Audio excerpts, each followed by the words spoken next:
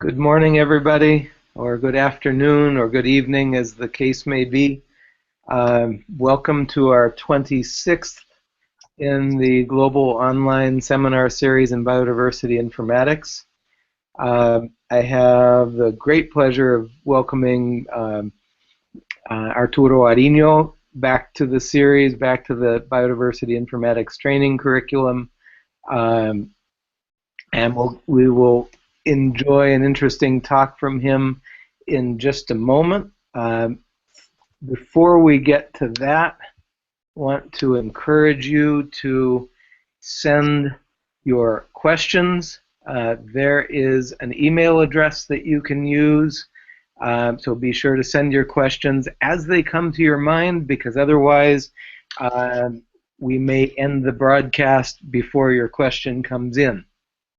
So biodivtraining@gmail.com.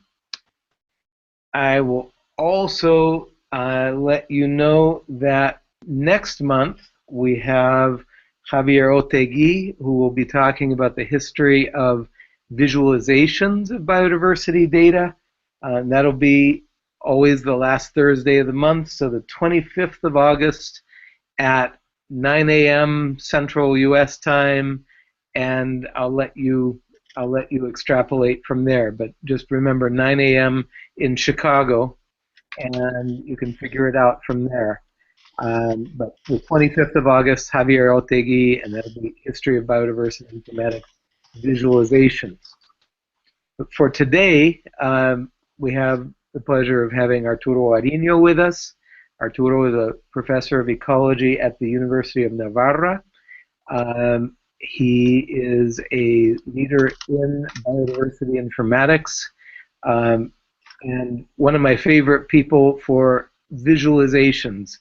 I've been in meetings with him where, as committee votes were being taken, visualizations that were better than most people's published figures were coming up essentially in real time. So we did a course a year or two ago in Uganda, and it was on biodiversity information diagnostics for countries.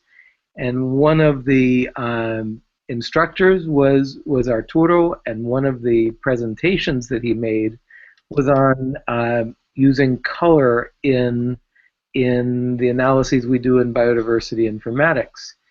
And it was a very successful talk in that course. And although that talk is online on YouTube in the BITC archive, it seemed like a very good talk to add to this series. So Arturo graciously accepted to give a newer version of that talk for this series. So Arturo, thanks very much, and I'll turn the screen over to you.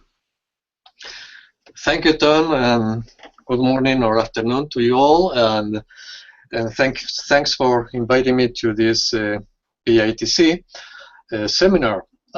Actually, the talk I'm going to deliver is based on Entebe's courses, although it's got just a very few new items or new examples, just to fill up to fill up some time with some examples that might be interesting to note, also in view of new developments in the area. I'm going to switch my camera to the presentation. So you can basically follow what I'm telling you. Hope it works. Should be there. Yep. All right. So I did a little exercise in the morning. Do we need color when explaining biodiversity at all? Apparently, if you go to the internet and ask for biodiversity, what you find is essentially that, biodiversity means color. And actually, it means something like a green color, which is rather dominant in the field. So Apparently, when dealing with biodiversity, color might be of benefit, or at least green color might be of benefit.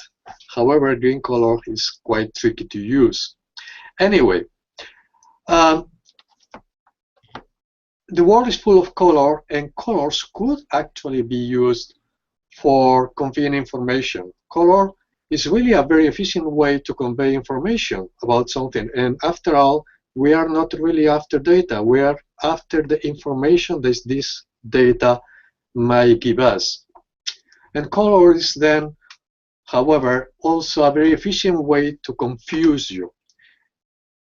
A very good use of color will actually convey information. A bad use of color might actually rob you from the information that you are wanting to share or you are wanting to discover.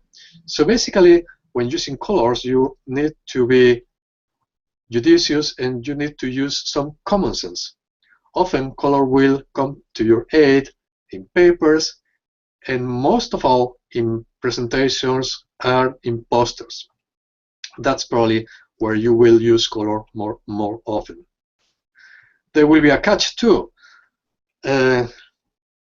Colors are seen by most people, but some people might actually not see them correctly. We'll go back to that later on.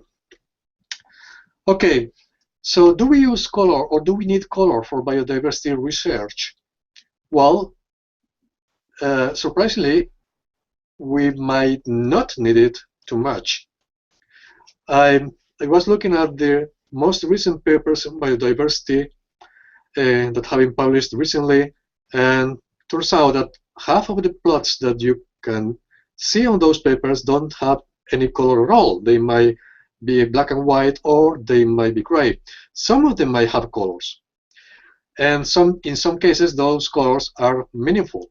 This plot here, for instance, in a paper in Science, really needed these colors, and in these plots here, colors were useful. But colors were not necessarily all here or here. They were just added for emphasis or just for aesthetic purposes. Color was not necessary here, but it would have been useful here in this map or in this map here. It's not necessary a lot in this map. It's not necessary at all in this plot or here. Actually here, colors induce some confusion. It should have been better to use a different way to represent this data. So sometimes color can help you, sometimes colors might not help you at all, and might even confuse you and extend the time you need to understand a plot, a figure, or what is behind this plot or this figure, which is the actual knowledge. There is a principle which was issued by Edward Tufte, which is one of the gurus in plot design, in plot management, and color, and which summarizes everything. This is Edward Tufte, and he wrote a very nice book. This is the second edition. The first edition is from 1983, which is the visual display of quantitative information, and also a corollary which is more recent, envisioning information. In envisioning information, he summarized what you can do with color. Avoiding catastrophe becomes the first principle in bringing color to information. Above all, do no harm. Colors are powerful and might become also a weapon against your own research or your own paper. It depends on how you use them. So colors do have distinct advantages. You can distinguish elements close together. Color actually facilitates research because you can select things as the human eye can see things more easily often in color than with lack of color. Humans can distinguish colors much more easily than patterns, for instance. Colors can highlight things. Colors can be used for emphasis. Colors can be used to discover structures or to transmit structures or characteristics you want to highlight. And colors can be used using the perceptual characteristics of the human brain to make associations. There are many examples of this. Let's, for instance, go to the first advantage, the most conspicuous one. Colors can be used to distinguish one data from other data. In a random pool of data, specific data can be easily picked up by using colors. Let's look, for instance, at this representation. The actual representation, you don't need to care about what it is exactly. This is a representation of a database. It was interesting here to see how a long time different types of taxa were added to the dataset. If you don't use colors, it's next to impossible to discover what is happening here. But if you actually switch to colors over time, then you discover things. For instance, you discover that basically all the botanists came in later on in the process of digitizing. Or you discover that essentially all digitizing happened, or all providers actually came to the database on a one-by-one basis. And then you might use the same set of colors to discover other structures in the same data.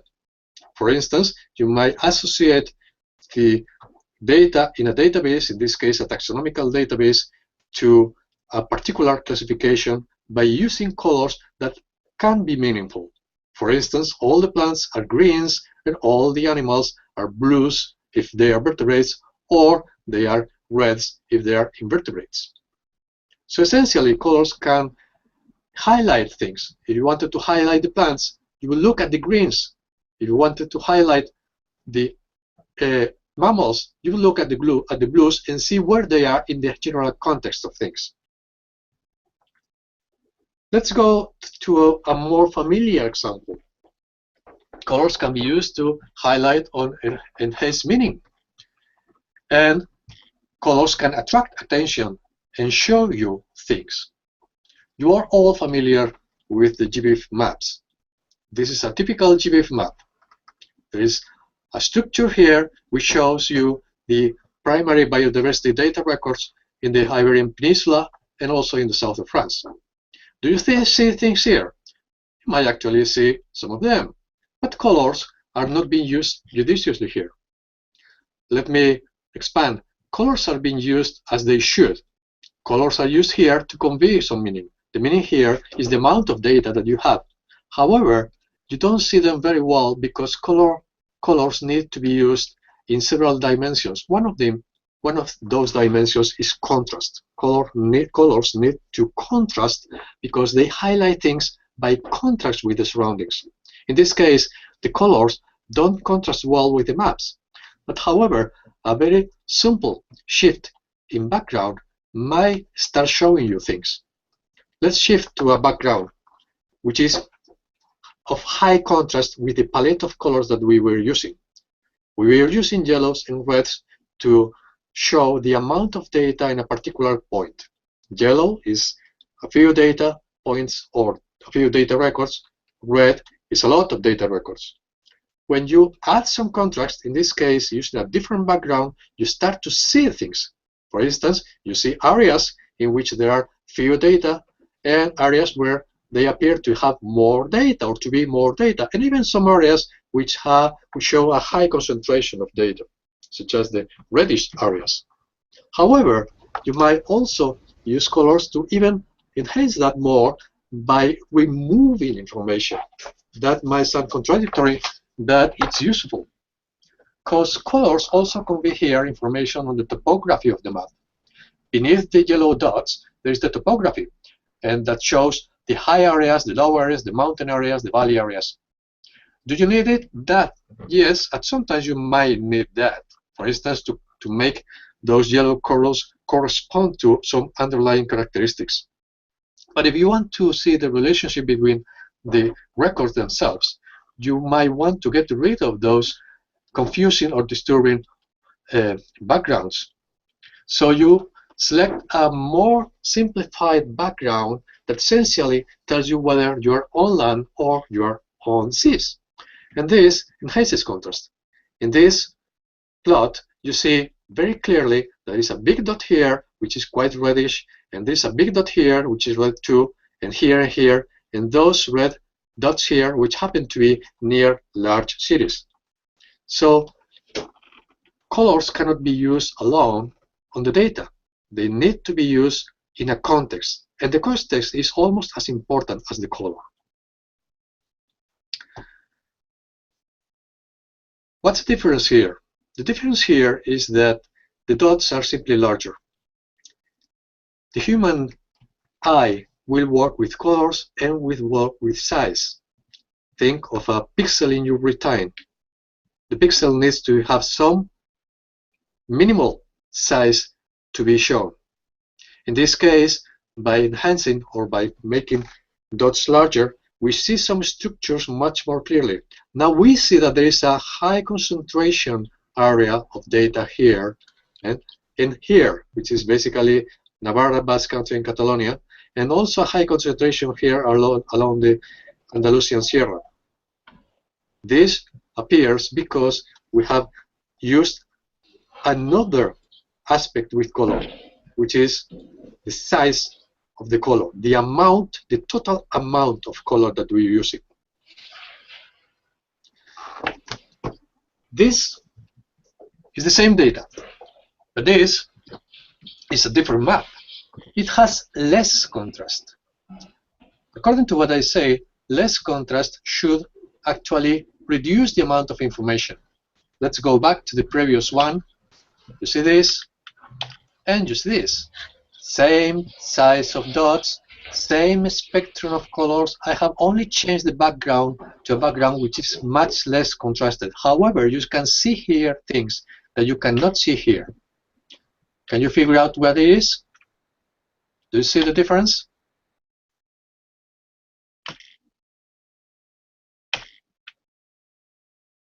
And if you have seen it, okay, I'll expand, I'll zoom in a little bit and show it to you in more detail.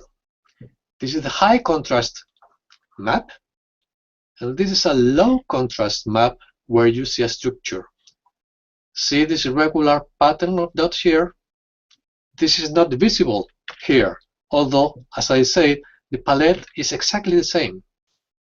Excess contrast in this image will wash out this pattern here, in which there is a regular matrix of red, that is high number of records, dots. This appears because the low numbers, which are represented by the yellowish dots, are washed out by reducing the contrast or by using a background which is similar to the color we were using to represent low density dots. So most high density dots are the ones that are staying here. So sometimes all the rules that I'm going to give you here are not absolute. Those rules need to be tweaked, need to be applied, need to be interpreted, need to be used, and used through often experimentation, anticipating what you can see. If you can anticipate what you are going to see, just experiment. Feel free to experiment. That's the best thing to learn about colors. Okay, now the 4 plots are the same on the same screen, so you can compare and see that this map had too much information. This has a lot of contrast, allowing you to show the general patterns. This one has an intermediate amount of information. You can use it to correlate diversity patterns with terrain. And this one is specifically designed to highlight a very specific pattern of regular dots by which data were referred to a very coarse grid. Let me zoom in this same section that I showed you before and expand a little bit on that. In this case, I have overlaid this matrix of dots, which is now clearly visible here because this map has been designed to maximize this contrast, and you see the regular pattern of data which were reduced to 1 decimal degree on the coordinates.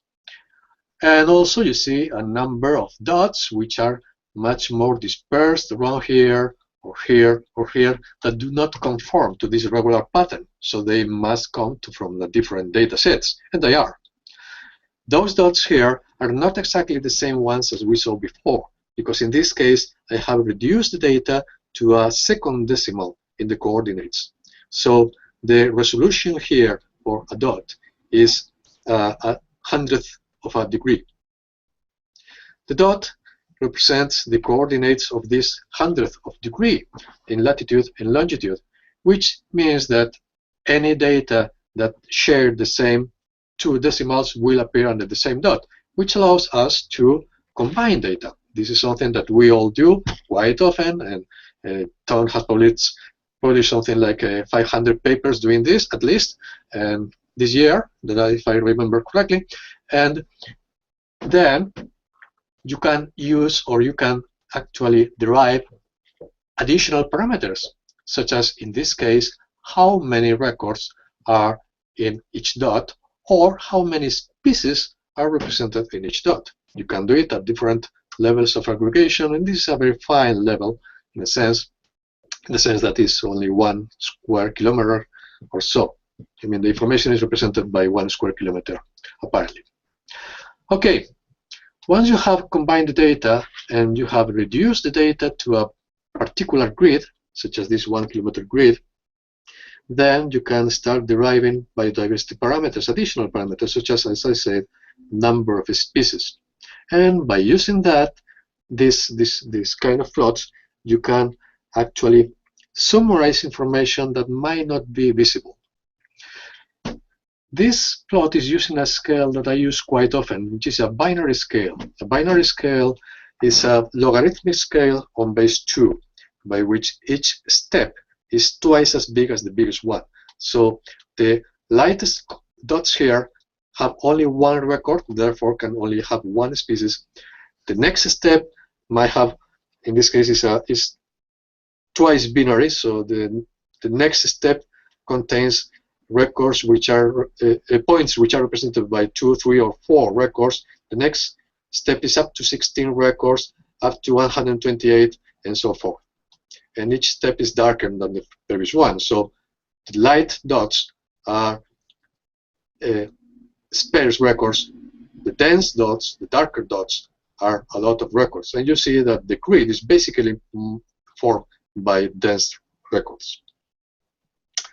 Now, how many species are in each record? So what is the richness in this area, which is the north of Spain? This is Madrid, as you can see here. This is the Huesca. I was born actually here, and I have a house here, but I live here in Pamplona. This is North Spain, and some of you familiar with Spain. Barcelona is almost out of the screen right here.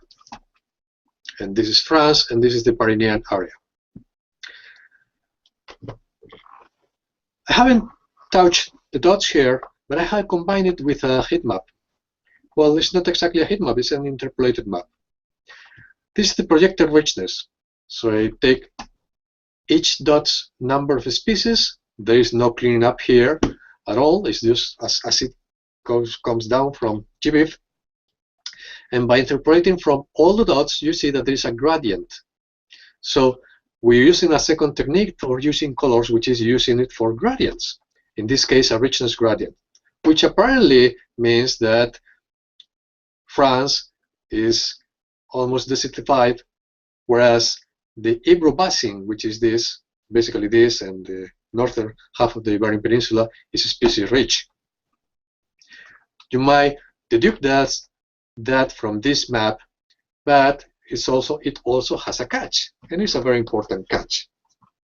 As you can see here in the scale, the spectrum of projected richness goes from 24 to 50 species per square kilometer, which is not really a large spectrum, and which has prompted me to use a single color. Well, this is actually 2 color, but it can be considered a single color, as this is a component of this, representing the gradient of biodiversity.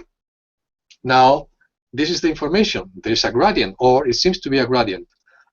Our next task is to discover, by using colors, whether this gradient actually exists or is an artifact, because it could be actually an artifact. Excuse me. Let me change slightly the palette for the dots. The dots here are representing occurrences. Darker dots are a lot of occurrences. Paler, whiter dots are single occurrences. Let's do this. I haven't changed anything but the palette of colors. As you saw in the previous map, I was using contrasting colors. We'll go later to this theory of color.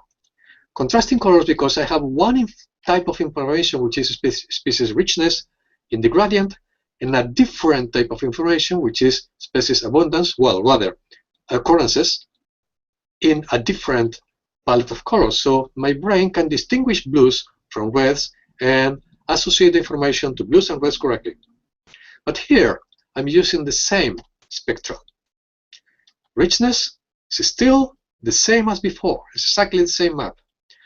But I have changed the colors of the dots. Why?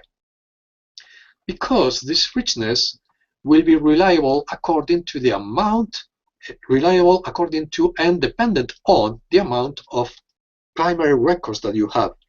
If you have one single record, then you can only have one single species. If you have 1,000 records, in theory you might have up to 1,000 species. I choose this palette, which is the same one, because the white dots here, which are single occurrences, will actually reduce the reliability of the gradient. One species will result in one occurrence, sorry, will result in one single species. So by using this kind of mouth holes, I'm essentially poking the map.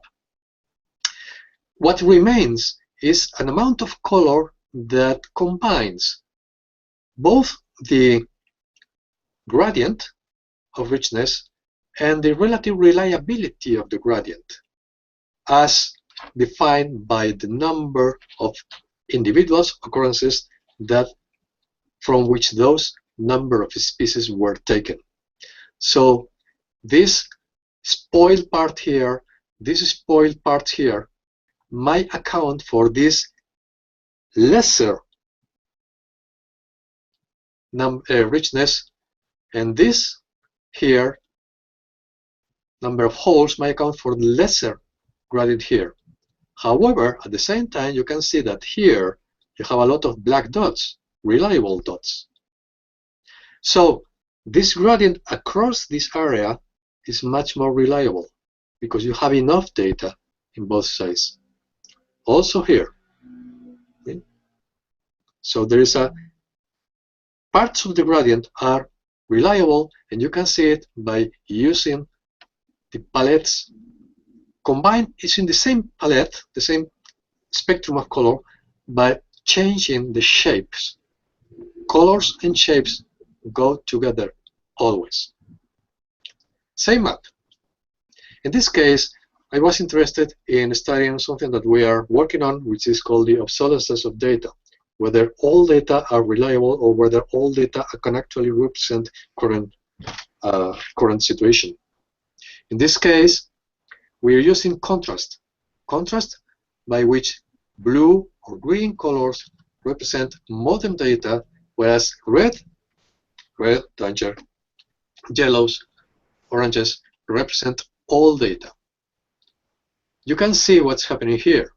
Apparently, you have a sea of blues or greens, and you see that different regions having data from different regions have been collected at different times, but there are particular regions, especially the Pyrenees, where there are too old data to be reliable now.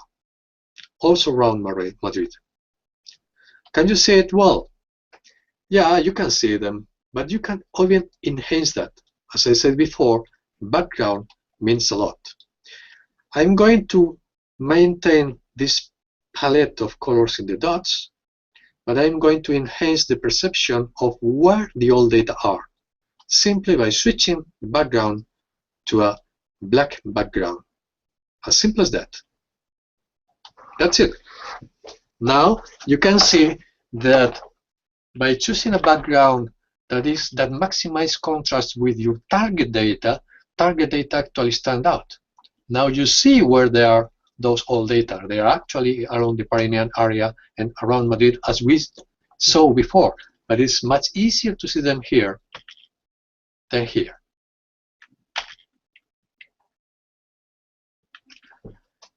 There are more areas that might be used, in which color can be used at advantage. For instance, to see structure. Do you see this distribution here? This theoretical distribution by which, in this case, we have a perfectly even distribution, a linear distribution with more individuals of species 1 and less than species 2, but this is an absolutely linear distribution, a steeper one, a logarithmic distribution, a typical distribution, a dominant distribution. Where do you see things better, here or here? In this table here, you need to actually read the data or plot them to see how is a distribution. This is a typical Whittaker plot. In this case, by using a gradient of colors, you can see it at once which distribution is even, which distributions are dominant or logarithmic. Colors can be used in tables to convey that kind of structure. For instance, in this case, based on the same data, you can see that the number of species is the same one, individuals is the same, Margalef's richness, which is only the relationship between species and individuals, is exactly the same, Fisher alpha as well, but dominance is different. And dominance runs against or the opposite Shannon diversity or evenness. By using the same palette on the same colors, you can see, and using, in this case, a rainbow spectrum, you can see the dominance goes opposite to diversity as it should be.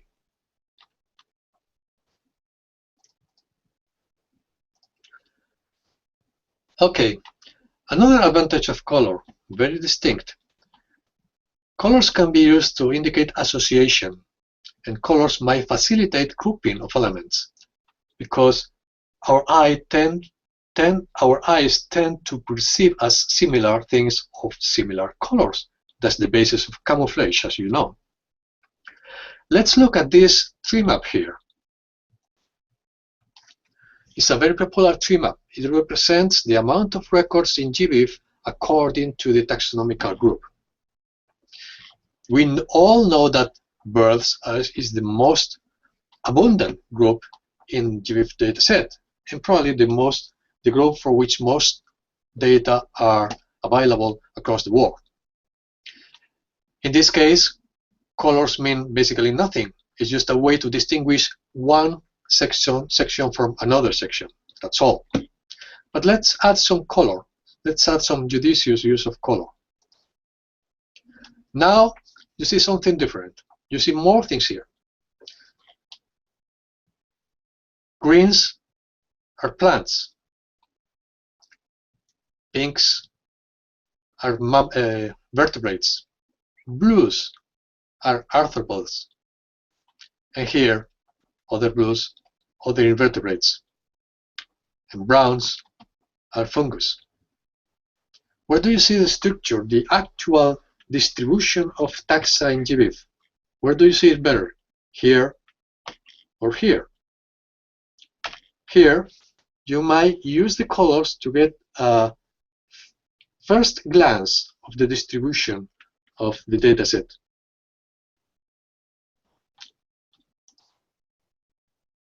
There are several areas which are highly beneficial, in which colors are highly beneficial.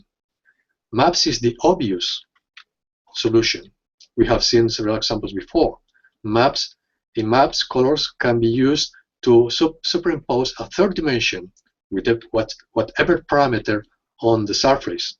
So they can use to convey a C dimension. And in this way, they have been used traditionally ever since, for instance, to convey, in this case, elevation. But any kind of parameter can be superimposed in a map by using a color gradient. And also, colors are used, as you know, in thematic maps. It's probably one of the situations in which more often are colors used to represent any kind of variable, parameter, or characteristic. Choropleths are typical examples of maps in which boundaries are filled up with colors representing some parameter across a country, across a province, or whatever. It's different of a heat map, actually. Or you can use colors to wrap even a 4th dimension to a 3D model. If you already have 3 dimensions, you can add a 4th. You can add a 4th one by using colors. So you have 4 dimensions in the same plot. In plots, there's a lot of potential for using colors. You can use colors to distinguish series that otherwise would be quite difficult to separate from each other. We all know many examples, we saw several before in the second slide or third slide, in which a series was difficult to distinguish from another one because they were different shades of gray. Or you can use it to visualize a 3rd dimension in a 2D plot in a way similar to maps. For instance, in this case, which is a representation of the amount of data across time, we could separate different providers of data using colors. If we didn't use colors, it would be impossible to have distinguished one from another except for their spatial position, which can be used to represent something different. For instance, location or taxonomical group. Gradients can be used whenever some blending will occur naturally. For instance, elevation. Or can be used to classify things. Let me show you an example of gradients. In this case, the gradient is spatial. You know this kind of plot in which time runs from center to the periphery. So this is actually the amount of records in GBIF back in records date back in 1700 and now, and the cyclical dimension of time runs along the edge. So this is January, and this is February, and this is March, etc. So each single day might be represented by one single dot. So what you do, you color the dots according to the parameter of interest. In this case, it's number of records. We could use almost anything: number of species, number of new species, number of raw records, whatever. So spatial dimensions and color dimensions form a kind of, I like to call it a universe of colors, in which, by analogy to the actual universe, there are spatial dimensions and chromatic dimensions that can be used as time dimension is used in Einsteinian space. It's just a matter of taking advantage of colors. Colors, to be used correctly, need to be understood. You are all familiar with these two plots from school, which represent the difference between additive and subtractive colors. In additive colors, which is the type of color formation that you are using right now on your screens, you have a set of 3 primary colors, which are red, blue, and green, and when light of those colors combines, produce different colors, such as yellow, or magenta, or cyan, or white. However, when you're looking at the printed paper, you're using subtractive colors, because you're looking at the reflection of the colors, and you're looking at what colors have been absorbed by the pigments. In this case, the primary colors are yellow, cyan, and magenta. Magenta is a color that absorbs cyan and yellow, so it reflects magenta. If you mix yellow and magenta, you get red. If you mix cyan and yellow, you get green. If you mix cyan and magenta, you get dark blue. And if you mix all 3, all of them absorb each other's remains, so what remains is basically black, and you don't see anything but black. This is quite basic, but how do we apply it to our use or selection of colors? Well, basically, the primary and basic colors have a common characteristics, which is normally they are quite bright. So something that is bright will be better used upon something which is not bright. So primary colors render exceedingly well on black backgrounds. They are very efficient as long as you don't need to use many colors. And if you are preparing a presentation, since they are additive colors, they can be used very easily on a color scheme which is called RGB, red, green, blue.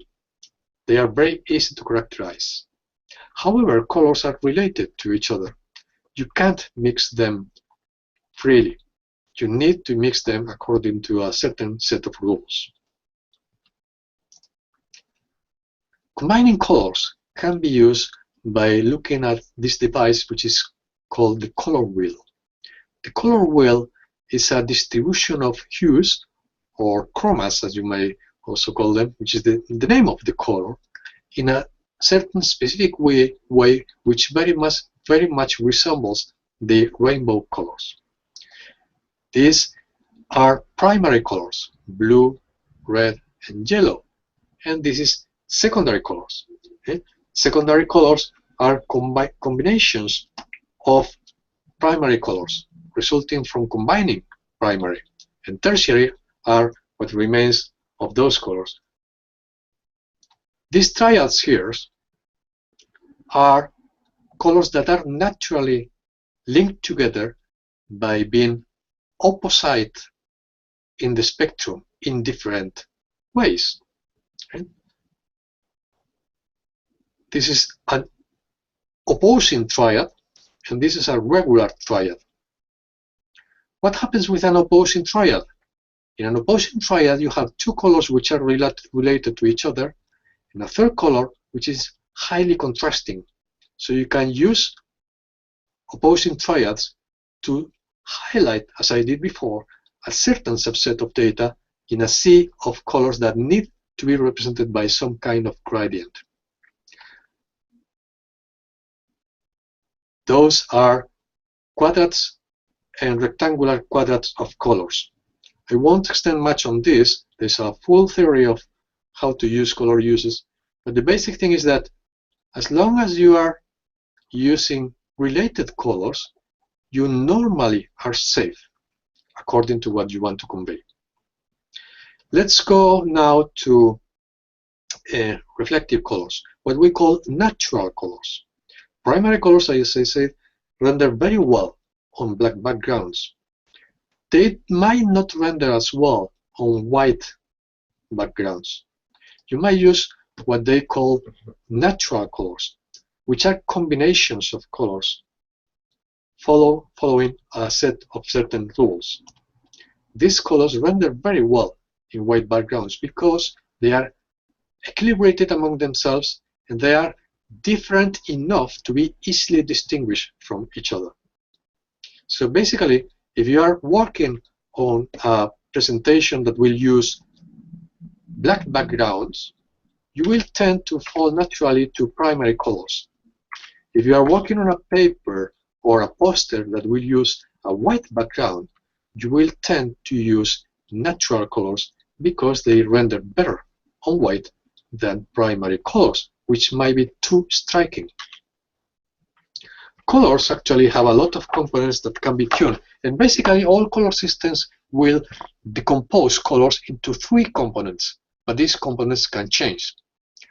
This is one of the systems. It's called HSV for hue, saturation, and value. Hue is the type of color, the name of the color. As you all know, we male use basically 4 or 5 different names for colors: yellow, blue, red, green, whereas women tend to use something like 100 or 200 different colors that actually might have some physiological basis in that they might have better retains. But well, this is a kind of a joke. But basically, a hue is a name of a color, whereas saturation is the amount of this color that exists in that color. Low saturation color is basically gray. There is very little color. A high saturation color is basically all color. But there's a third component in this system, which is value, which is akin to lightness. A color can be dark, or a color can be light, even within the same value, or the same saturation, or even in the same hue. And you can play with these 3 components at will, but you need to know how you are playing. One of the oldest systems to describe colors mathematically and to play with these values is called the Munsell system, which you are familiar with it because it was universally used in the color chart comparisons for soil samples, etc. The Munsell color system is a chroma, hue, and value. It's similar to the one that we saw before, in that chroma is akin to saturation. It's a kind of purity in the color, and it shows the value across this vertical axis, the purity of the color or chroma across the horizontal axis, and circularly just you have the different types of hues or color names. This is just a small section of a Munsell color system. This is a more complete section of the system. You can select a color by describing it as a parameter across one of those 3 dimensions. There are more systems, as I said before. For instance, the RGB system we saw before is a system that combines amounts of blue, amounts of red, or amounts of green to produce any color that can be represented on a screen. This is the hue, saturation, lightness that we saw before, and this is the hue, saturation, value, which is the Munsell system.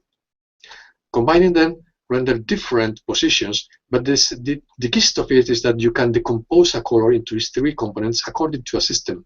So you can reproduce the color, and you can use these components to represent, for instance, a lamp, something that will be matched to the value you want to observe. Colors also have subjective feelings.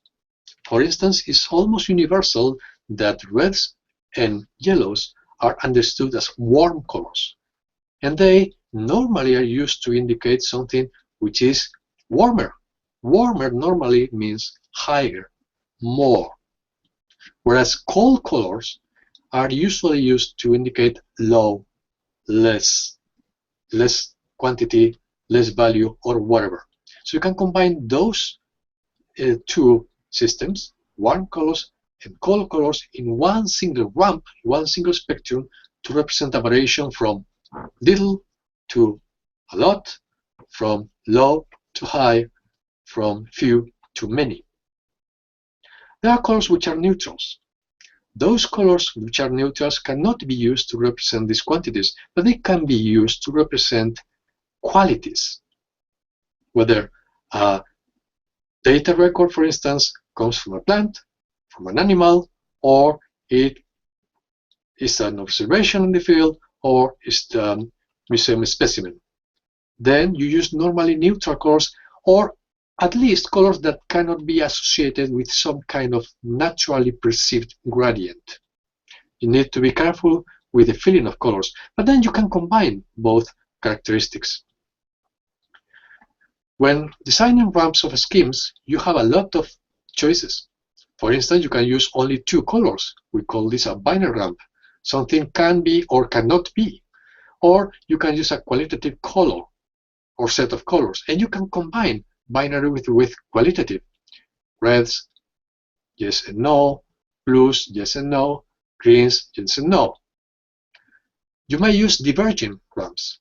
They are quite useful. If you have some central value, you can use diverging colors to represent departures from the central value. They are extremely useful. For instance, diverging ramps are extremely useful to describe on a map anomalies from a central value, and they are often used in that sense because you have essentially 2 ramps, one that goes from neutral to high, another one or warm, another one that goes from neutral to cold. There are many diverging ramps. Sequential ramps from low to high, but not through a central value. That's the difference. A diverging ramp will be used when you have some central reference value, whereas a sequential ramp, in a sequential ramp, your reference value is the minimum and the maximum, but not the central. Spectral colors are very naturally understood, but they tend to maximize the contrast. So for parameters that change little, they will increase, sometimes artificially, the amount of variation that you are showing.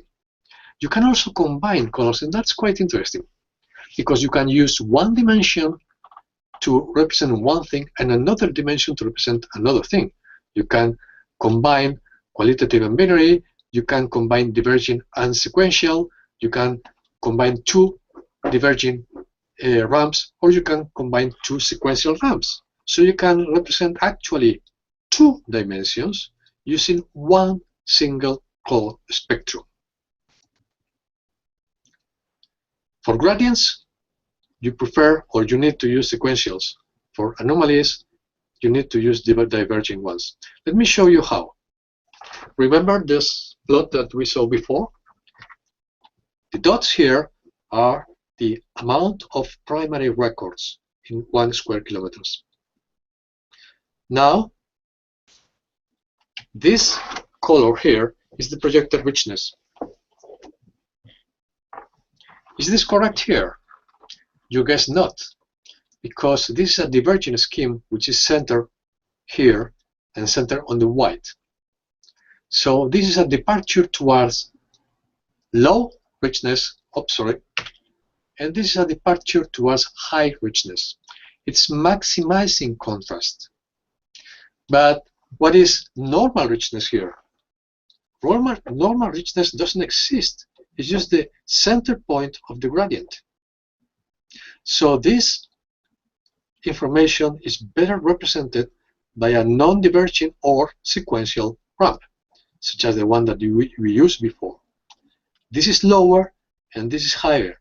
How much lower, how much higher? That's up to you. There's a scale.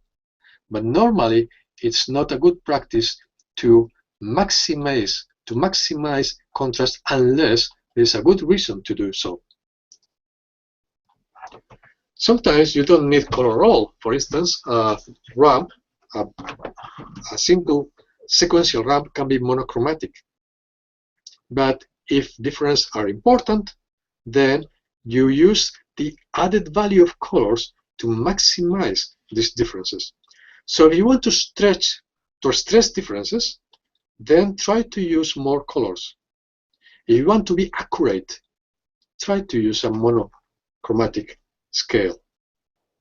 In any case, if you are going to use colors to compare maps or to compare scales, please make sure that both maps will have an identical scale.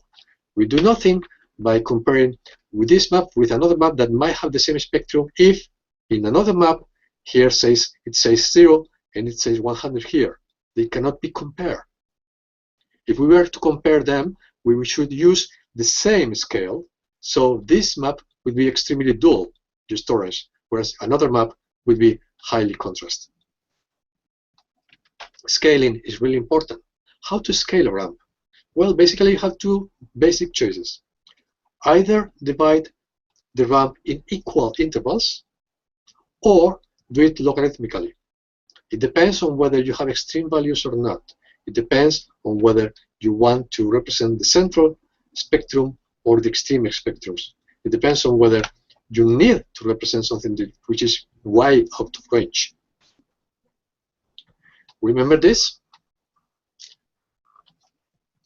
In this case, I was using a logarithmic scale, base 2 times 2. In this case, really extreme values were shown.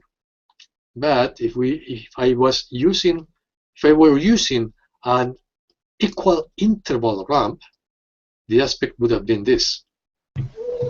It's not so easy to see the differences here as it is easy to see the differences here.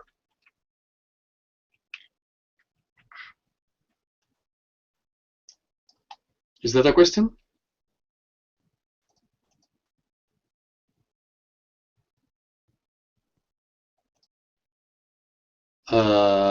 Yeah, it's a question which I don't think I've loved. I see you've seen a question. You've sent a question, but I haven't seen it yet. You have put a question to a system that doesn't respond immediately to questions. Okay. But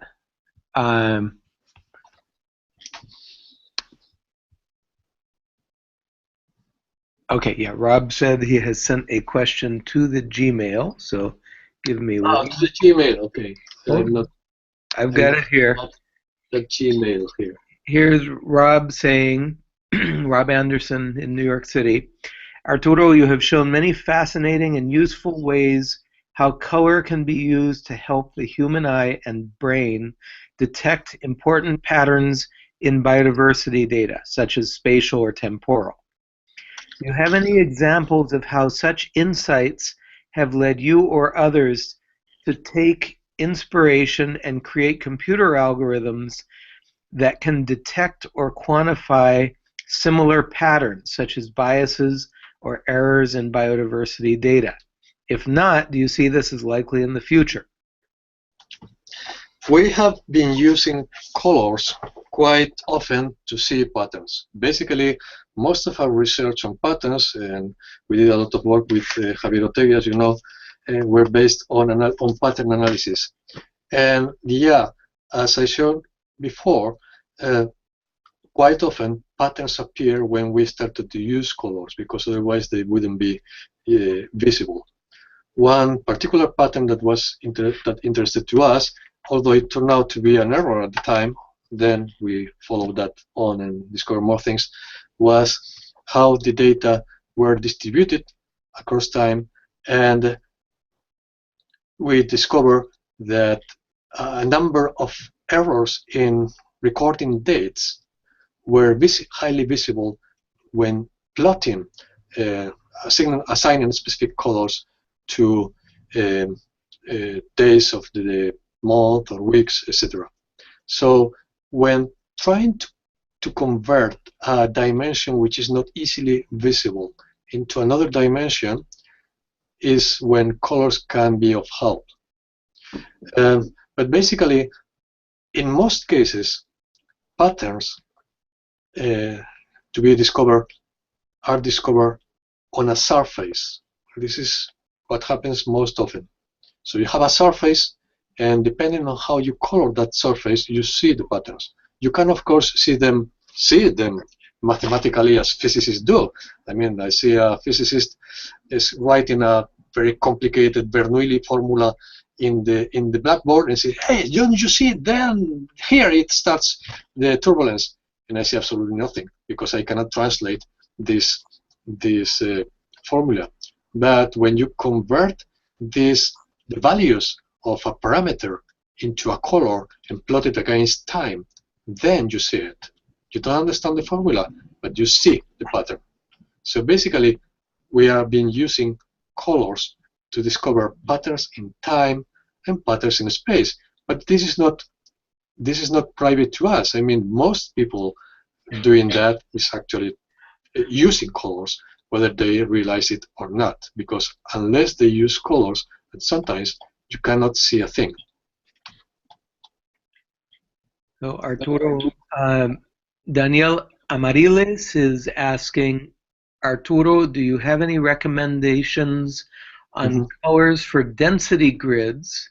Gives a couple of links, density grids or hexagons. Are you seeing the links on the Google page? I'm reading this. Yes. Yeah, density grids, like the ones in the first example. This one is quite good. Normally are used in a transparency mode. That's as they are used here. When you're using transparencies, you need to realize that the color of the grid will combine with what is beneath. Therefore, the information it's normally blurred. How do we avoid that? Normally, by selecting the background, and I think I have some examples later on, by selecting the background to a grayscale, whereas the color is used for the actual tiles, or vice versa. But normally, you prefer to use the colors on the tiles, and the background should have no color. So how to enhance this map? Well, this map could be greatly enhanced by changing the background map to a grayscale map. Sometimes it's easy to do, sometimes it's not so easy to do because you're using an open source map or whatever. But normally that also usually helps a lot because your eye tends to distinguish the grayness of the colors from the chromaticity of the color. Naturally, when the grayness gets superimposed to the chromaticity, then you are also changing one of the dimensions of the colors, so the colors change. But your eye can easily assign values to a particular chromaticity and another type of information to the grayness. I would think that this map, the first one that I've seen here, is quite good. And what I suggest is that the spectrum of colors is a little bit wider, so the grayness which is beneath, doesn't interfere with the perception of the color. That's one of the things that I say. As for the second example, well, it's essentially the same thing. When using hexagons, or also in square tiles, but also in hexagons, a problem that we often encounter is that of the borders. If you plot the borders, you are stressing the nature of the hexagon. If you don't plot the borders, then the borders don't interfere, don't convey too much information. We'll see. We'll go on this later on too. But you always need to decide whether it's necessary to add information. Possibly, the border information is not necessary. The border of the hexagon information is not necessary here. Possibly, I should need to see how it renders without borders. But in the examples I'm showing you here, borders have been removed in almost all cases, as you can see. Those dots have no borders. We're not seeing your screen. Share that. Here. There we go. Thanks. Okay. All right. Can I continue? Yes, please. Okay. One thing that we should remember also is that colors also have some meaning. As I showed you before, and you all know, bright or rather warm colors are usually or normally used to depict a higher quantity of whatever, but it's not necessarily so. And also different cultures might have different meanings for colors. There is this very nice plot here that shows what is the cultural meaning of particular colors for particular aspects of life or of society. So there's a wide variety of things. There are cultures in which mourning is associated with black, whereas in other cultures it's associated with white. We all know that. But certain patterns are quite universal. For instance, it's almost universal that red is associated to passion, or so they say.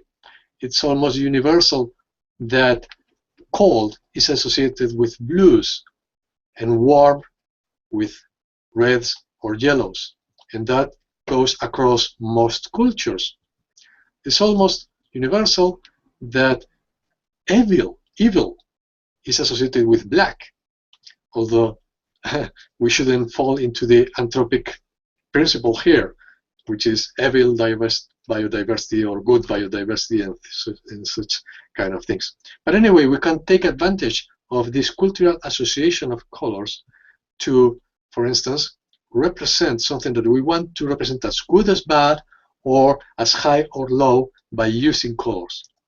For instance, in this table here, this is using a color scheme which is called semaphoric. It's ugly. I don't really like it, But we all know that green means good, ahead, go on, and red means danger, stop, don't do that. Whereas yellow is a kind of warning. So in this case, which is a set of recommendations for gap analysis, you can concentrate on things that are green, and you are trying to avoid things that are red. This is also called the Plotly Principia of Plotly, which is a website that allows you to do share plots. You need to consider hue, value, and saturation, and use semantic color associations whenever possible. So if you have a choice, try to associate some color that has a cultural meaning to the data you want to highlight or you want to share. Another thing that you need to take into account is that whenever you're working on a screen and your work is intended to go on print, it will never be the same, never ever. Prints work differently from screens. Prints work on CMYK system, screens work on the RGB system, and conversion from one thing to another is not always straightforward. There's this thing that we call the print gamut, which is the amount of colors that can be represented from a screen and vice versa. You need to understand that all colors are relative to each other. And sometimes when you are working on a screen, the results on your poster will not be exactly as you expected them to be. This happens quite often. You need to be aware of the gamut of the printer you're going to use and use the corrections on your screen to use it correctly. Colors can be combined too. Now, let's go to the last part. Oh, I'm talking too much. By using or by describing what they call the few rules. And this is because the author is few, okay, in 2008, practical rules for using coloring charts. So those rules are things that you need to be aware of and use whenever you use colors. First, that background, as we saw in the beginning, is really important. Colors don't exist alone. Colors exist on a background, and color perception changes with the background. For instance, you see this plot here, and as you may imagine, because you can guess that, all bars here are exactly the same color. They have no difference among them. All the difference is perceptual because of the background. You cannot see this because this needs to be projected, so it will jump over this. But just remember, when you are projecting on a screen, on a white screen, on a conference or theater or lecture theater, that black is never black. Black is actually white that has little light. It's black. When you are trying to show black, just remember that your screen is actually white. So you eliminate whatever you want to need white, but black is just lack of light. It's not black at all. Also, colors are relative to what is next. This is called color relativity. Those are three primary colors, and white is whatever else. But if you don't have references, you might misperceive it. For instance, this triangle is not actually white. White is this. You didn't see it. You didn't realize it wasn't white because you had no reference around. Second rule is to highlight an object, use a background color that contrasts sufficiently with the object. You want to get rid of any contrast or of any background which is not sufficiently contrasted. This translates into this. In presentations, you use black or white background. In posters, unless you need to show something showy, you use white or black backgrounds. Forget about a big picture as a background or backdrop unless this picture means something or is necessary. Try to maximize contrast whenever possible. Rule 3. If you don't need color, why use it? You don't really need it unless you want to make your presentation look nice, or it's a poster, or you want to catch attention. But to convey meaning, sometimes you don't really need color, or you can reserve the color to highlight something. There is absolutely no difference between those two plots in terms of what is transmitted, which is that site B is a low diversity site. But you don't need color to highlight. You might, but you don't really need it. You might highlight site B using color, but you might also highlight it by using a no color or a hollow color. So color is not always necessary. If you need to use different colors, use them because they correspond to different differences in the meaning of the data.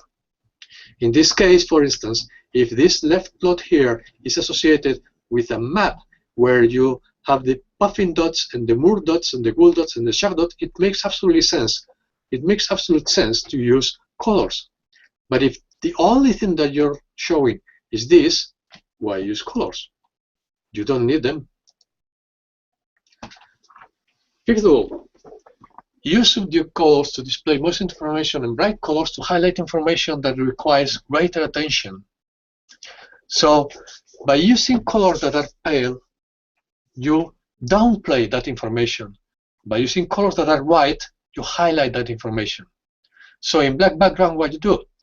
In black background, you use white or gray for text and background lines.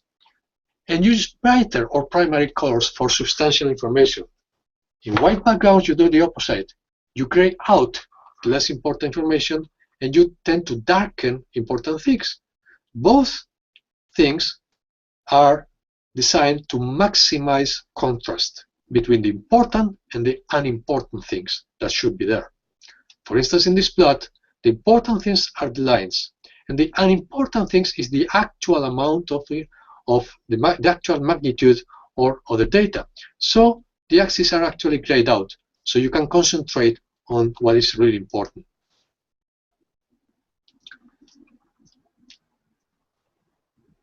I'll skip this because we are running out of time. Rule 6. When using color to encode a sequential range of qualitative values, if you can, try to stick to a single hue, unless you want to maximize contrast, in which case you start adding hues or adding chromaticity to maximize the differences between different parts of the spectrum. And whenever possible, try to use a standard, well-recognized color ramp, something that everybody can understand, such as cold, warm, or rainbow, or a set of colors that are naturally co-occurring in a rainbow, in a color wheel. This is an example here. This is one single palette here, and another single different palette here because we are using different subset of data. Incidentally, by the way, this is when academic publishers work, by looking at when their data were collected, basically on weekends. We academicians tend to work on weekends, as you know, and this is when people in administration or in government work, basically Tuesday and Wednesdays, because Monday is just after the weekend and Friday is the starting of the weekend, so who needs to work there? And we also get out when there is good weather out there, especially if you're in government, or when you are in your academic leave if you are in academia. Palettes. There are many palettes out there that you can use, and they tend to be designed so as to equilibrate colors and to equalize the difference between different points in the palette or in among colors. These, for instance, are a set of 3 intensity level balanced hues. This is the paler one for unimportant information on white background, and this is the bright section for important information on white background. This is an ordered palette for greens, which also includes things that we might call yellows. And this is a diverging palette for red towards one side and blue towards another side, with a sort of neutral gray in the middle. There are hundreds of palettes, and you need to use the one that looks nicer on your map or whatever. Ramps are essentially continuous palettes. This ramp here is a rainbow palette, which is quite common and quite natural. Everybody understands that this is violet, and then goes blue, and then goes cyan, and then goes green and yellow and red. But this is also a palette which is very much used in maps, because it contrasts the green of the vegetation with the lower altitudes, which is the lower altitudes here near the sea, or higher altitudes here, which is greener, less trees, or the even higher altitude, which is white, more snow. So this is a kind of natural ramp to show elevation. And this is a warm, cold palette that is also quite common. Seventh rule: non-data components of tables and graphs should be displayed just visible enough to perform the role, but no more so, because you need to concentrate on the actual information or the actual data. So when you are drawing a plot, axis lines normally, unless you need to stress what is the actual value, you don't need to draw it very thickly. You don't need borders at all, unless you need to separate it from whatever background. Don't use backgrounds. If you're using bars, use one hue per series and normally a medium color. And if you use lines, tend to make lines thick unless you're on a black background. An example here, and another example here that I want to share with you. This is a scatter plot. See what is wrong here? What is wrong here is that the dots are so small that it's difficult to see their colors. So whenever you need to use colors to do something, and you're using a figure or a symbol, just make the symbol large, because the colors will be more easily seen.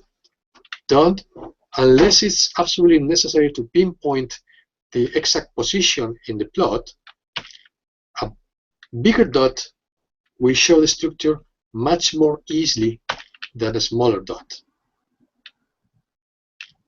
And now, a word of caution. We are doing colors here all the way, but just remember there is a sizable percentage of populations that might perceive colors differently. You all know this guy, or I hope you know him, or you knew him. His name was Shinobu Ishihara, and he was a benefactor of humanity, actually, by working without pay for many years and designing these very nice charts which are used to test you for color blindness.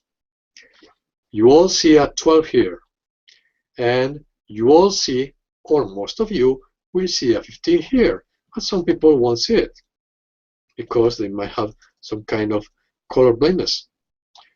You should see here an 8, and you should see here an 8. Oh, no.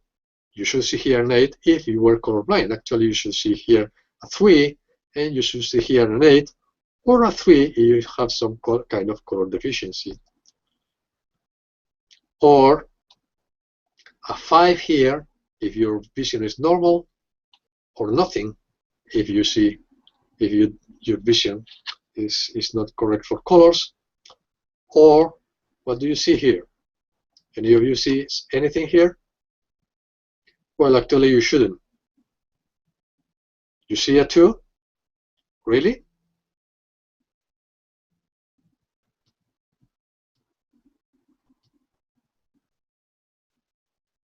Are you seeing it, or are you imagining it?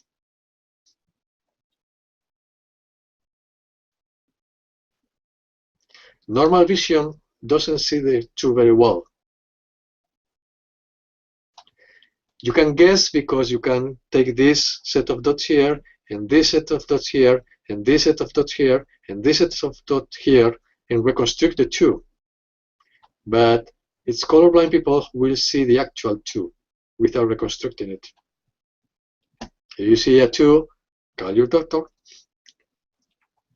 So we normals quotes, see word in color. And colorblind people see word in color. So the only thing is that the colors are different. So if you want to reach a wider audience, why not try to use what we call safe colors for color blindness. This is how these three plots are seen by colorblind people. So they might have difficulty in understanding the concept of species richness here, because these two plots look very similar. They might have difficulty in distinguishing the third color here. So, rule number 8, try to avoid using combinations that could not be seen by colorblind people. By far, the most confusing combination is red and green without anything in between. If red and green are separated, that facilitates things. But pure red alongside pure green is hard to distinguish, and also is not really nice looking. You have sites that you can consult to see how your plots can be seen, can appear to different kinds of colorblind people. Ninth rule, and that's the last one, avoid using visual effects in graphs. You don't need them at all. Why the heck would you need to represent this like this? Besides, it doesn't represent anything. It's absolutely useless. This has the same information, assuming this would be the same thing, and it renders much better. So final suggestions. Color substitution. Just remember that not everything will be represented in your nice big screen you have in front of you. It might have to be projected, it might have to be printed. So be prepared for colors that will always be different from what you see. By different, I mean they will always look worse. You try to anticipate how a color will render in grayscale for photocopying, for printing. You might try to see how colors will be seen projected, etc. You might want to use, for instance, tools like Color Brewer. Color Brewer by Cynthia Brewer will allow you to experiment with palettes, will allow you to make your own palettes, and will allow you to experiment on your plots and see quickly and easily how things will be seen under different conditions. And it can show you how to filter out by color blindness or photocopy. They will show how your plot or your map or whatever will be seen by colorblind people, or will be projected on a screen with a projector, or will be seen by colorblind people. So if color is really important for you, just go through one of those tools and run your images through it and see how they actually will look like in anywhere that is not your nice big screen. Small things might have a very big effect. Small things, as we saw in time, in type of line, in size of dots, might mean a difference in perception. You need to experiment, and you need to compare options side by side whenever possible. If in doubt, just ask. We might summarize everything we go back again to Edward Tufts. And Edward Tufts' 5 laws, which were already present in his book from 1993, go as this. And they are not only for colors, they are also for any kind of plot. Above all else, show the data. You don't want to show your pretty face, you want to show your data. And even more, you want to show the information in your data. Maximize the data to ink ratio, which means use ink, use colors, use device as sparingly as possible. If you have data, if you have non-data inks, colors, just get rid of them. Get rid of redundancies and revise and edit as necessary, always. And above all, just avoid this. This is probably the ugliest color, or it's been described as the ugliest color ever. Well, you might like it actually, but this color was selected by the health authorities to be printed in all cigarette packs in the UK and Australia. They have to be printed in this color alongside these gruesome images of you dying of an enormous cancer or abscess or whatever. So just better get away from this RGB 74 red, 65 green, or 42 blue, or this combination of CMYK if you don't want your presentation or poster to look. You want to prevent your poster or presentation from looking really ugly. And that's it.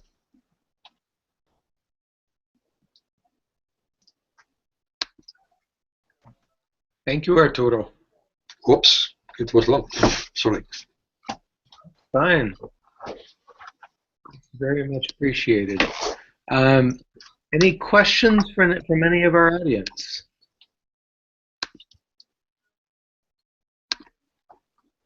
So I'll throw a question at you, which is, what do you do when you are composing a map? Just what's your own personal workflow? You know, let's say you're going to put a color gradient from low to high. Just what do you do it by eye, or do you appeal to color brewer, or just kind of what works for you personally? I've experimented with essentially all workflows, but normally I go rather direct to the ramp that I want. I usually work with QGIS, which has a relatively limited selection of palettes, and more often than not, I find that the built-in palettes in QGIS don't really work for me. So normally I do first a quick mock-up with a palette that will be either a continuous palette for a gradient or a diverging palette if I want to show some kind of differences or departures or anomalies. And then almost always I edit the palette. And how do we edit the palette? Normally it's either one of these two things or both. I convert the palette to a kind of logarithmic scale. Normally I don't edit the palette. What I do is I just prepare a derived variable which is scaled on a binary scale, I mean power of 2 scale, and then use a standard palette, or I manually edit the palette. When I have to edit the palette, most often I do the edits directly on QGIS, although sometimes I go to Color Brewer and just build myself a palette for myself. Before that, when working with Excel, quite often I do prototypes in Excel. I have a set of prepared palettes that I prepare in time, but I always find that the built-in palettes in Excel are not usable at all. I almost never use the built-in palettes in Excel. I need to redo them again. And another thing that I always do is I always prepare two versions of my presentation, a black background and a white background. So the palettes change completely. And I use one or the other depending on the condition of the projector, or depending on how dark or how bright is the room I'm going to use. So I test both and use the one that will render better. Okay. Well, Arturo, thank you very much. That was very informative, very useful, and very good that you shared that with the broader audience instead of just our smaller group in Uganda. Mm-hmm.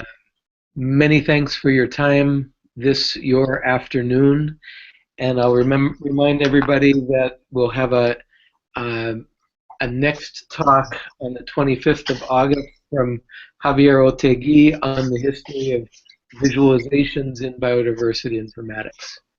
So, good. Thank you, Arturo. And actually, somebody just asked a question: is this presentation online? Yeah, everything is on the Biodiversity Informatics Training Curriculum YouTube channel, and will be posted on the Biodiversity Informatics Training Curriculum Facebook page and website. So yes, it's all archived thanks to the linkage between Google Hangouts and YouTube. So thanks again, Arturo, and see you sometime in some part of the world. Thank you. Hope to see you all soon, either in Costa Rica or wherever. Okay, thanks very much. All the best.